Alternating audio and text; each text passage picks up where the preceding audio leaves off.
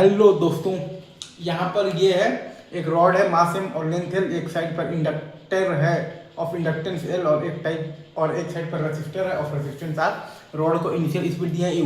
हमसे ये पूछा गया है कि हमें निकालना है calculate the charge flown through the inductor when rods speed is v f and distance travelled is equal to h. इसने टेक्निकली आपको काम बहुत ही आसान कर दिया है।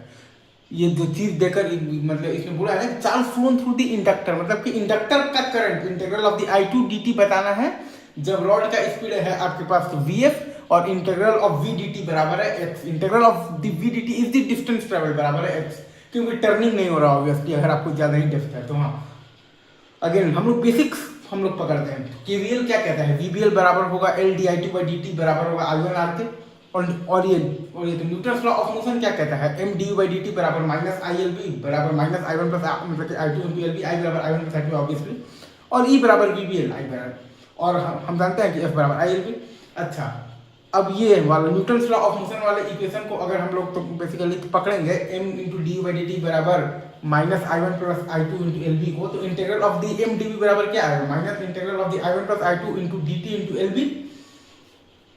तो m into V final minus U बराबर आपके पास क्या आएगा, integral of the minus V B L by are into D T into L B. ये हो गया है आपके पास I one into D T का इंटीग्रल इंटू एल बी का वैल्यू और minus integral of I two D T into L B. तो integral of I two D T ही तो पूछ रहा है ना, चार्ज फ्लोन थ्रू द मतलब कि inductor when the rod speed is V F and the distance travelled is x.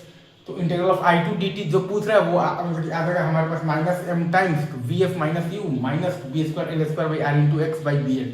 Integral of the I two D T is the charge flown through the inductor when the rod speed is vf and the distance traveled is x। तो क्या आ गया है minus M times V F minus you minus B square L square by are into x और by आ जाएगा b L.